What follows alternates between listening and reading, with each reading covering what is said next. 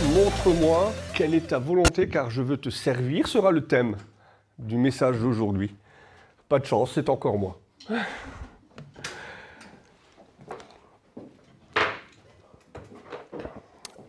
Il n'y a pas longtemps, je suis tombé par hasard sur une vidéo et le mot tomber, le terme tomber sur une vidéo est vraiment bien choisi, je pense. Elle remonte, c'est une vieille vidéo, une vidéo ancienne en noir et blanc. Elle est datée de 1912. Et en fait, c'est le premier homme à avoir voulu sauter en parachute de la Tour Eiffel. Alors, c'est pour ça que je dis tomber sur cette vidéo était bien choisi. Alors, vous retrouvez cette vidéo très facilement sur YouTube. On voit cet homme sur le rebord de la Dame de Fer. Je crois que c'est comme ça qu'on l'appelle, la Dame de Fer. Et il a derrière lui, non pas le parachute que nous connaissons, mais toute une série de draps noués, quelque chose d'énorme. Ça me faisait penser un petit peu à moi quand j'essayais de remettre la housse dans la couette. Vous voyez, quand on est comme ça, là, avec l'énorme tas de couettes, c'est exactement ça. Il a énormément de draps sur lui, tout ficelé. Et on voit qu'il explique, on n'entend pas ce qu'il dit, mais il explique certainement les théories, comme quoi ça va aller, ça va fonctionner. Vous allez voir que ça va marcher. Techniquement, son argumentation tenait le coup, quoi. Il devait expliquer que peut-être après avoir vu, imaginons, un petit sac en papier voler tout doucement, il s'est dit l'air va s'engouffrer dans ses draps et ça va ralentir ma chute. Alors il a dû rassurer ses amis, sa famille, sa femme qui devait être en bas, et on le voit sauter. Mais, comment dire, il n'a pas su rebondir sur cette expérience. Il s'est craché, un crash terrible. Ça n'a pas fonctionné. Il y a eu un problème entre la théorie et la pratique. Et parallèlement, je suis tombé aussi parce que, vous savez, lorsque vous allez sur YouTube, vous tapez parachute, vous avez différentes vidéos qui vous sont proposées, et je suis tombé sur une autre expérience qui là va être beaucoup plus fructueuse. C'est, je ne sais pas si vous l'avez vu, il n'y a pas tellement longtemps. C'est le premier homme à avoir dépassé le mur du son en chute libre. C'est Alex Baumgartner. Il va faire ce que beaucoup de spationautes ont rêvé de faire, c'est-à-dire revenir à pied de l'espace, si on peut dire à pied. Mais revenir de l'espace, de la stratosphère.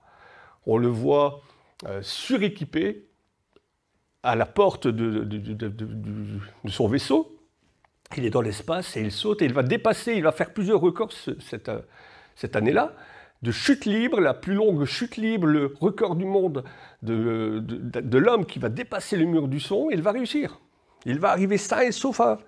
Sain et sauf, vous pouvez voir cette vidéo-là. Qui aurait pu croire il y a 100 ans que cela aurait été possible? D'imaginer que l'on puisse déjà passer le mur du son, mais aussi sauter à si haute altitude. Alors au-delà de la technologie, on voit qu'il y a quand même une différence entre la théorie et la pratique. C'est-à-dire ce que l'on peut expliquer, ce n'est pas forcément ce que l'on peut mettre en pratique. Il y a une différence entre la théorie et la pratique. Albert Einstein a dit un jour que la théorie, c'est quand on sait, mais ça ne fonctionne pas. Et la pratique, c'est quand ça fonctionne, mais on ne sait pas l'expliquer. Et c'est vrai quelque part. C'est vrai. Ça aussi, mon père était dessinateur industriel. Et lorsqu'il faisait ses devoirs avec moi, il m'expliquait, tu sais, fiston, si tu me donnes un crayon, je peux te dessiner une fusée. Mais maintenant, est-ce que ça va voler? Et c'est vrai, il a raison. Avec un crayon, avec un morceau de papier, on peut tout démontrer. Mais est-ce que dans la pratique, ça va fonctionner? Et parallèlement, la pratique, ça nous est déjà tous arrivé, je pense que ça nous est tous arrivé, d'avoir un appareil électroménager ou quelque chose, et on doit monter soi-même, on doit le programmer. Et on suit le petit papier, là, la petite notice d'utilisation, on suit le document, et ça ne fonctionne pas. Et on se dit, mais pourtant, j'ai fait tout ce qui était écrit. J'ai tout fait comme c'était écrit, ça ne marche pas. Et c'est à ce moment-là que votre femme, elle arrive, elle touche sur un bouton, on ne sait pas lequel, ça marche. Touche plus à rien. Stop. T'as appuyé sur quoi? Je ne sais pas, même touche plus. Ça fonctionne. Et c'est vrai, cette différence flagrante entre la théorie et la pratique. Théoriquement, je pourrais apprendre à quelqu'un à nager sur une chaise, mais ça n'aura d'intérêt que à la condition que la personne accepte de plonger, accepte d'aller dans l'eau. Si tu sais théoriquement nager sur une chaise, ça n'a de valeur que si tu vas dans la piscine. La théorie sans la pratique, c'est inutile, et la pratique sans théorie, c'est aveugle. La parole de Dieu, c'est le socle pour le chrétien. La doctrine. Psaume 18, verset 31. Les voies de Dieu sont parfaites, la parole de l'Éternel est pure. Il est un bouclier pour tous ceux qui se confient en lui. Mais de cette théorie, de cette doctrine que nous avons, de cette parole de Dieu, encore faut-il la mettre en pratique. Nous l'avons chanté, parle-moi, montre-moi quelle est ta volonté. Parce que l'idée première, c'est pas seulement de connaître la volonté, c'est aussi de la mettre en pratique. C'est la base. Vous l'avez déjà entendu certainement, mais le célèbre prédicateur, le prince des prédicateurs, Charles Spurgeon, en a parlé un jour et il dit ceci: la parole de Dieu, c'est une promesse. Les promesses de Dieu, c'est comme un chèque payable sur présentation. Elle est donnée aux croyants pour qu'ils puissent en retirer une grâce. Non pas pour la mettre sur son meuble en dessous d'un globe, mais se saisir de ce chèque, se saisir de cette promesse et de la considérer comme sienne. C'est ça la parole de Dieu. Par la foi, nous devons accepter et nous approprier les promesses de Dieu, les promesses qu'il nous a faites dans sa parole, affirmant ainsi que Dieu n'est pas un menteur. Dieu n'est pas un homme pour mentir, Nombre 23, verset 19. Sans la parole, nous ne pourrions pas connaître Dieu. Sans sa parole, nous ne saurions pas le connaître dans cette relation que nous avons avec lui. Sa parole, à travers la parole, il nous parle, nous l'avons chanté. Mais maintenant que nous savons qu'il nous parle par sa parole, eh bien, il faut se mettre en marche, il faut avancer. Et le titre de ce message aujourd'hui sera « Ne vous privez pas de la grâce ». Ce sera le titre de ce message et vous retrouvez le verset sur lequel nous allons nous appuyer aujourd'hui dans Hébreux, chapitre 12, versets 12 à 17. Hébreux, chapitre 12, versets 12 à 17. Je vais vous donner le temps de le prendre. Je vais commencer la lecture. L'auteur commence comme ceci. « Fortifiez donc vos mains languissantes et vos genoux affaiblis, et suivez avec vos pieds des voies droites, afin que ce qui est boiteux ne dévie pas, mais plutôt se raffermisse. Recherchez la paix avec tous et la sanctification sans laquelle personne ne verra le Seigneur. Veillez à ce que nul ne se prive de la grâce, de la grâce de Dieu, à ce qu'aucune racine d'amertume poussant des rejetons ne produise du trouble, et que plusieurs n'en soient affectés. À ce qui est ni impudique ni profane, comme Ésaü, qui pour un mets vendit son droit d'aînesse. Vous savez que plus tard, voulant obtenir la bénédiction, il fut rejeté, quoiqu'il la sollicita avec larmes, car son repentir ne put avoir aucun effet. La parole de Dieu, le fondement de notre foi, la base, le socle. On connaît ce verset de 2 Timothée 3,16. Toute écriture est inspirée de Dieu, utile pour enseigner, convaincre, redresser, éduquer dans la justice, afin que l'homme de Dieu soit équipé et formé pour les bonnes œuvres. Cependant, l'écriture contient bien plus que de la doctrine. L'écriture contient des exhortations, des encouragements pour se mettre en marche. Certains y trouveront une exhortation à continuer malgré la souffrance et les épreuves. Promesse à laquelle nous devons, lorsque nous sommes et nous passons par des épreuves, nous devons nous en imprégner. Psaume 50, verset 15. « Invoque-moi au jour de la détresse et je te délivrerai. » Une exhortation pour continuer malgré la fatigue et le poids des charges. Matthieu 11, 28, venez à moi, vous tous qui êtes fatigués, chargés, je vous donnerai du repos. Encore une promesse auquel le chrétien est appelé à s'apprêter, à venir la chercher. Il faut se l'accaparer, cette promesse. Venez à moi, vous êtes fatigués, chargés, je vous donnerai du repos. Parce que avoir et lire ce verset, refermer sa Bible de dire « je suis quand même encore fatigué hein. ». C'est pas ça la foi. Dieu a fait une promesse, par la foi je dois m'en saisir. J'ai déjà pris cet exemple, ma sœur et moi, vous allez dire je radote, je répète toujours les mêmes exemples. Mais ma sœur et moi on avait un jeu lorsqu'on était enfants. On montait sur nos grands-parents à Kérocha avaient une maison avec des murets, et on montait sur le muret. Notre jeu c'était de monter chacun à notre tour, on se jetait, notre grand-père c'était un petit ouvrier un peu rablé, il nous rattrapait au vol. Moi, une fois, il m'a laissé tomber, mais c'est parce que je n'avais pas prévenu que je sautais. J'ai sauté un peu trop vite. Et non seulement je me suis fait mal, mais en plus je me suis fait disputer parce que j'ai fait peur à Pépé. Mais donc, on montait sur le muret et notre grand-père, il nous rattrapait. Croire que Dieu existe, on le faisait parce que je savais que mon grand-père était assez fort pour me rattraper. Mais c'est ça, en fait. La foi, c'est ça. Croire que Dieu existe en lisant sa Bible, c'est pas la foi. Parce que même le diable, il sait qu'il existe. Croire que Dieu existe et qu'il nous donne des promesses et que je peux... Mais ce n'est pas la foi non plus, mais on n'en est pas loin. La foi, c'est croire et savoir que Dieu existe. Savoir que dans sa parole, il y a des promesses et je vais m'en saisir. Tel l'enfant que nous sommes, ou l'enfant que je suis, je vais me jeter dans les promesses qu'il a écrites et je vais m'en imprégner. Je vais faire de ces promesses miennes. C'est ça la foi. C'est ça. Nombre 13, 17. Si vous regardez dans le livre des Nombres, Moïse, un jour, pour explorer le pays de Canaan, va envoyer 12 hommes. Relisez ce verset-là chez vous. Et les 12 hommes, il va leur dire, allez-y, faites-moi un résumé de ce que vous verrez. Partez en éclaireur. Faites un résumé de ce que vous allez voir. Et si cette terre, elle est accessible. Et des 12 hommes, les 10 qui vont revenir vont démoraliser tout le monde. Et comme le pessimisme est contagieux, tout le reste d'Israël va tomber dans le pessimisme en se retournant, en se lamentant contre Moïse. Seuls 2 hommes vont avoir un rapport qui est différent, Josué et Caleb. Nombre 13, verset 30.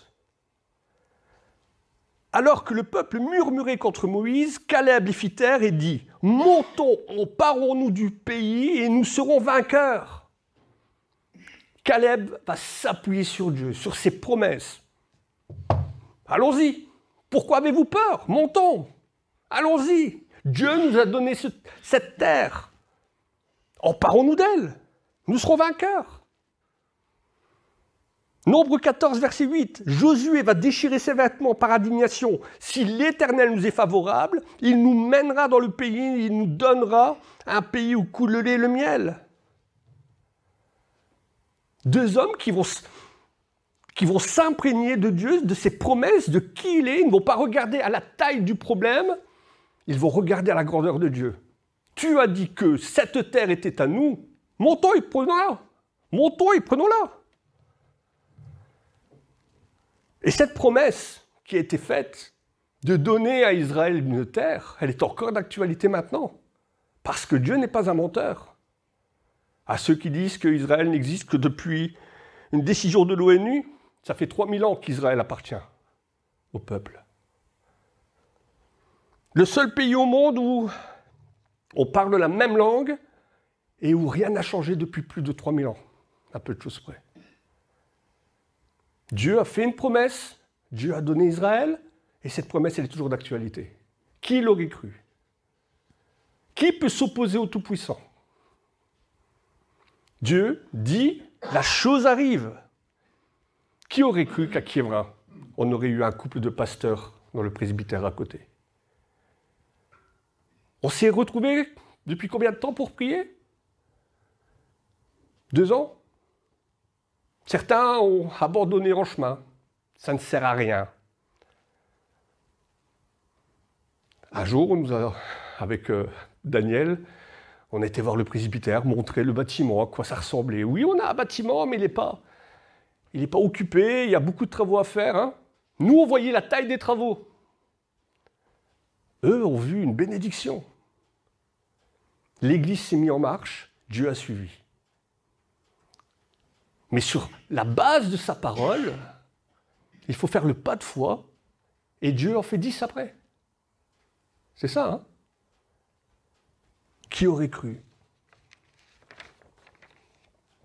Il faut se lever à un moment donné, il faut avancer, et Dieu fait le reste. La théorie et la pratique, ce sont deux éléments essentiels à la stabilité de la vie chrétienne.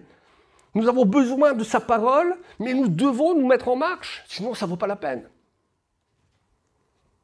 L'apôtre Paul a toujours exhorté les églises à non seulement se lier à la théorie, mais aussi à se mettre en pratique, à se mettre en marche, à se mettre en mouvement. Philippiens 4, 9, « Ce que vous avez appris, reçu et entendu de moi, et ce que vous avez vu en moi, pratiquez-le. Et Dieu de paix sera avec vous. » Quand nous méditons sa parole, quand nous nous mettons en marche, Dieu se met en marche avec nous. Nous faisons un pas, Dieu en fait 10. Mais il faut se lever. Prenez l'exemple de Simon. Luc 5, verset 5. Jésus lui dit, jette tes filets. Tu as péché toute la nuit, tu es fatigué avec tes frères. Moi, je te dis, jette tes filets. Que va répondre Simon? J'ai travaillé toute la nuit sans rien prendre. Mais Simon dira, sur ta parole, je jetterai les filets.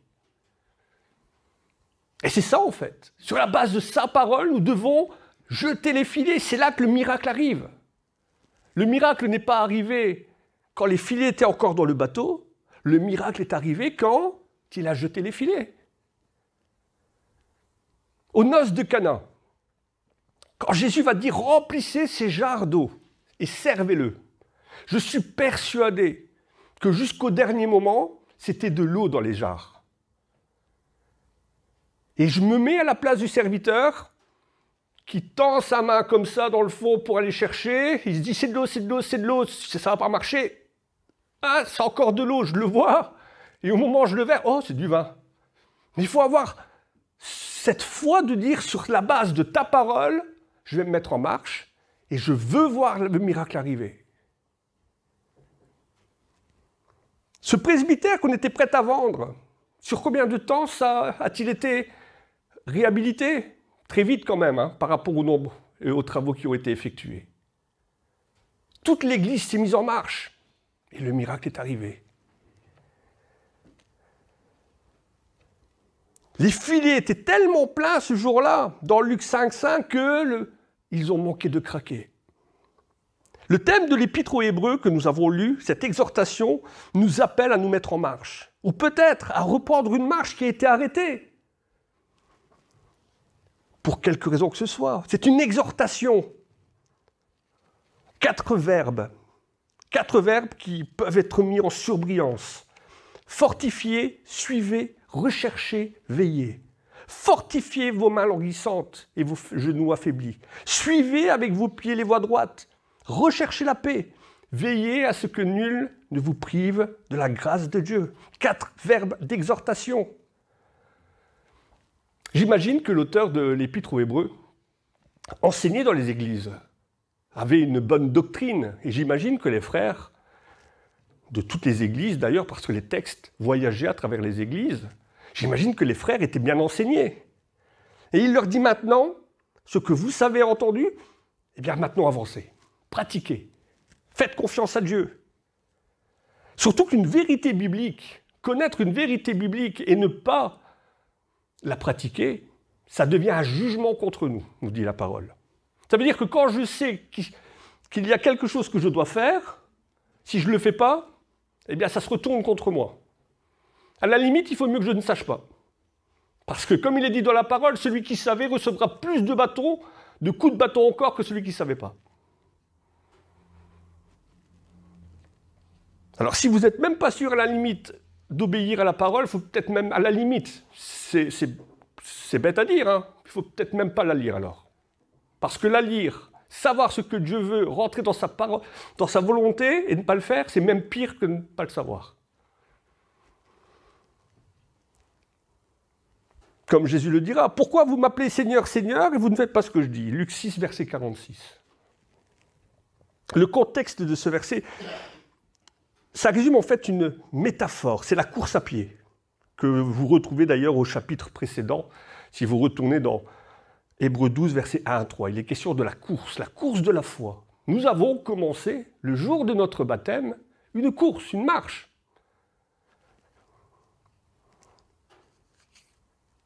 J'ai repris le sport il n'y a pas longtemps. J'ai recommencé, j'ai essayé de courir de nouveau. Je me dis, il y a des moments, la gazelle que j'étais s'est transformée en cheval de trait, pas lourd, alors boum, boum, boum, mal partout. On est super content d'y aller, on est super content d'aller courir, super content de revenir, on est bien, on est bien. Mais le plus dur, c'est de quitter l'appel du divan. Quand ce coussin moelleux vous prend dans ses bras et vous crie à l'oreille « Reste avec moi, s'il te plaît ». On l'a déjà vécu, hein, ça, je pense. L'appel du divan. C'est bizarre comme le coussin, par moment, nous retient confortablement. De la même manière que parfois il peut nous retenir, plutôt qu'aller à l'église ou aux réunions de prière. Et l'auteur nous décrit les premiers signes de fatigue. Et c'est vrai que généralement, c'est les genoux. Quand on a fait une paire de kilomètres, les genoux qui commencent à devenir un peu plus lourds, on a du mal à développer la foulée, et les épaules, ça commence à faire mal. Et spirituellement, c'est la même chose. Quand on est spirituellement affaibli, que fait-on? Le seul remède, c'est de regarder, de porter le regard vers Jésus. Jésus, notre ligne d'arrivée. La course que nous avons commencée, l'objectif, c'est de la terminer.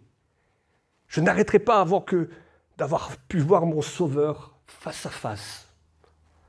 Hébreux 12, verset 2. Ayant le regard sur Jésus, le chef et le consommateur de ma foi.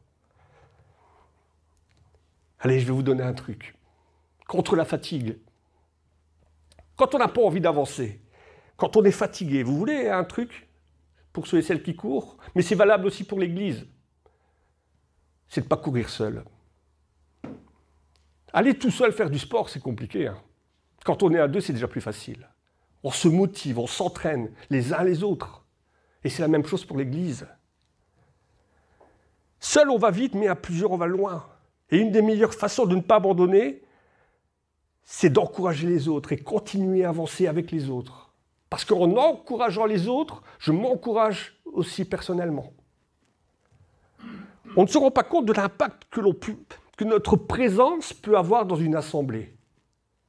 Ta présence, le dimanche, m'encourage.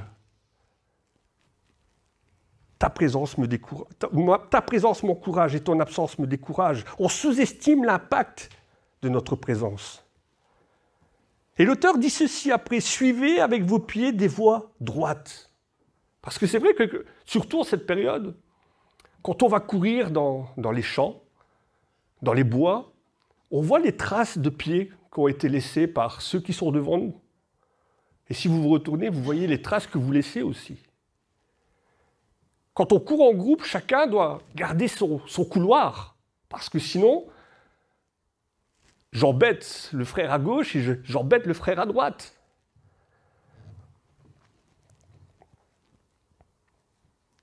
Quand nous commençons et quand nous avons commencé cette course de la foi, nous ne devons rien faire pour décourager les boiteux.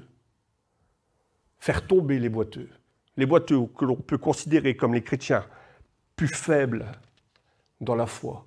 Au contraire, je dois être un exemple. Ma voix doit être droite pour les encourager, pour les exhorter, pour les pousser à se dépasser. Alors je ne dis pas que je suis un chrétien parfait, ni que mon exemple est bon, mais je suis parfois surpris de comment ça peut se passer dans les assemblées, dans les églises. De quelle manière parfois notre exemple et l'exemple que l'on donne est tellement mauvais pour les chrétiens un peu plus faibles dans la foi.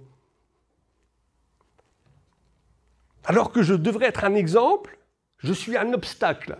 Ou pire, je menace de faire tomber au profit de mon profit personnel, alors que je devrais avoir un regard plutôt sur l'édification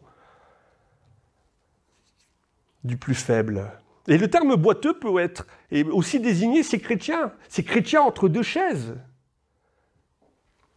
Un petit peu à l'image de 1 Roi 18, 21, lorsque le prophète Élie va reprocher à certains, les jours de la semaine, ils adoraient Baal, et le week-end, ils allaient dans le temple pour Dieu. Et il leur dira ceci, « Jusqu'à quand boiterez-vous des deux côtés? Si l'Éternel est Dieu, allez après lui. Si c'est Baal, allez après lui. Mais jusqu'à quand boiterez-vous » Ceux qui ont du mal de choisir entre les deux mondes. C'est un défi qui est lancé. C'est un défi qui est lancé à l'Église. Il veut que ses enfants soient affermis, sauvés. Il ne veut qu'aucun ne périsse. Il ne veut qu'aucun soit oublié sur la route. Pas de boiteux, mais qu'au contraire, tous parviennent à la maturité. Tous parviennent à la ligne d'arrivée. On n'abandonne personne sur la route. Être assidu. Rechercher la paix, la sanctification. Encore une exhortation. On est chrétiens, nous sommes des porteurs de paix. Nous sommes des porteurs de paix. Et quand on veut la paix, on fait tout pour l'avoir. À l'image d'Israël, je vais reprendre l'image d'Israël, mais quand on veut la paix, on ne construit pas des tunnels, on construit des ponts. Quand on veut la paix, on ne construit pas des tunnels, on construit des ponts. Vous vous rendez compte que le monde est en train de porter le regard sur Israël, et on aimerait que les armes soient baissées. Baisser les armes. Si le Hezbollah baissait les armes, si l'Iran baissait les armes, si les otages étaient rendus, ce serait la paix au Proche-Orient. Si Israël baissait les armes, Israël serait détruite. Quand on veut la paix, on ne construit pas des tunnels, on construit des ponts. Rechercher la paix et l'amélioration personnelle. Nous sommes des porteurs de paix. Seul le chrétien a la capacité de vivre en paix, parce qu'il est dans la sainteté. Il est déjà sauvé. On connaît ce verset, « Evenu shalom alechem », nous apportons la paix en Jésus-Christ. Et le chrétien est déjà en paix, il est déjà justifié par sa position. Et cette paix, nous devons non seulement la vivre, nous devons la porter. Mais la paix, c'est une voie à double sens. Il est impossible pour deux personnes ou deux nations de vivre en paix si l'une d'elles est continuellement menaçante.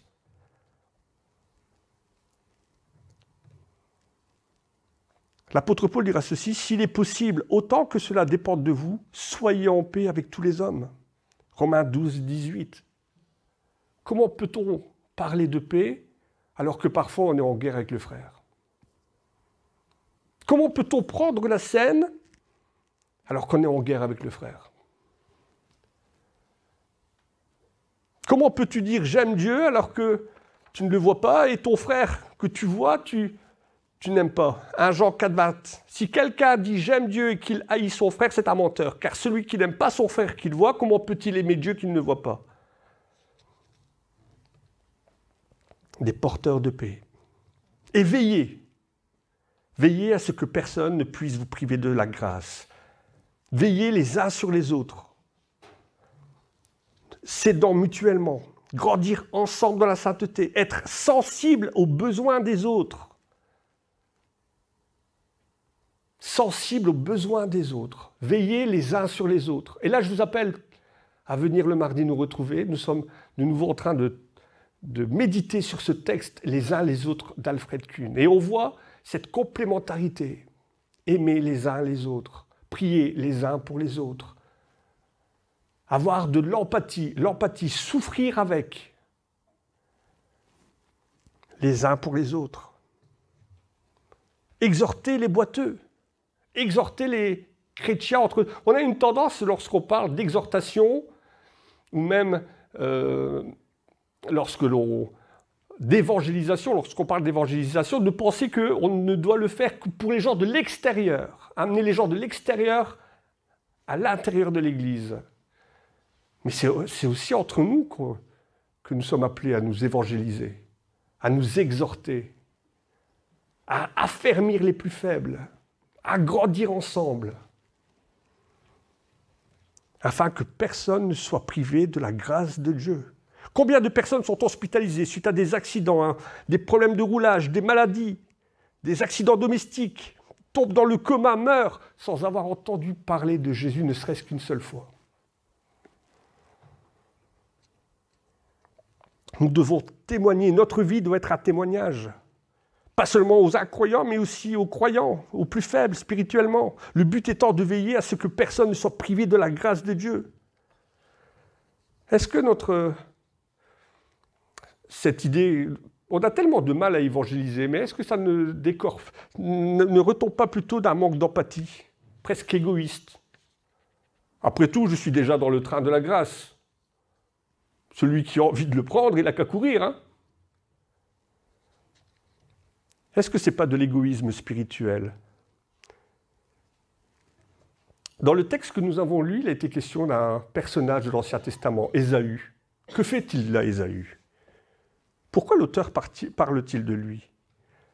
Avec Judas, c'est certainement l'un des plus sombres personnages de l'Écriture. Il n'avait pas d'éthique, pas de scrupules, pas de respect. L'Écriture, le texte que nous avons lu, le décrit comme débauché profane, étranger aux choses de Dieu. Il a vendu son droit d'aînesse pour un repas. On connaît cette histoire de Jacob et d'Ésaü, relisez-la. Et quand Ésaü va se rendre compte qu'il avait perdu, il le regrettera amèrement. Et nous devons tous veiller à ce que personne ne se détourne de la vérité en devenant amer, en pleurant amèrement sur les tels que Ésaü a pu le faire. Certains voudraient les bénédictions de Dieu, mais sans les conditions de Dieu. Être sauvé, mais sans participer, sans se mettre en marche.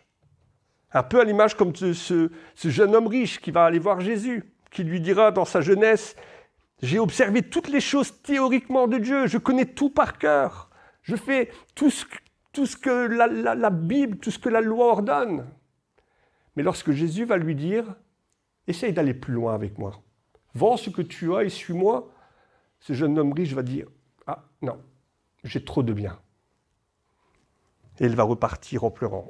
Alors veillons à cela. Et surtout, n'attendons pas d'un pasteur, d'un ancien, d'un responsable, d'être l'homme orchestre. Vous avez déjà vu Rémi Brica dans le temps, l'homme orchestre. Il avait le tambour derrière, qu'il activait avec ses pieds. Il avait une guitare. Sous son bras, il avait un petit poète-poète. Et à lui seul, il faisait comme cela le maître d'orchestre. Est-ce que chaque chrétien, je pense, mais je pense que tous les chrétiens sont appelés à prier pour les malades, à les visiter. Pas forcément attendre que ce soit le pasteur, l'ancien, ou... Tous les chrétiens sont appelés à se mettre en marche. Tous les chrétiens sont appelés à prier pour les malades, sont appelés à participer à l'œuvre de l'Église. Tous les chrétiens sont appelés aussi à apporter un message. Pas forcément tous les chrétiens sont appelés à apporter un message, mais ne serait-ce que lire une parole, lire un texte à plus ancien, à participer à l'étude, à la vie de l'Église en général. Il est de la responsabilité de chacun de se fortifier les mains et les genoux affaiblis, de suivre des voies droites et de laisser des voies droites pour ceux et celles qui suivent, de rechercher la paix avec tous. Veillons à ce que nul ne s'égare, ne lâche ou n'abandonne. À lui soit la gloire.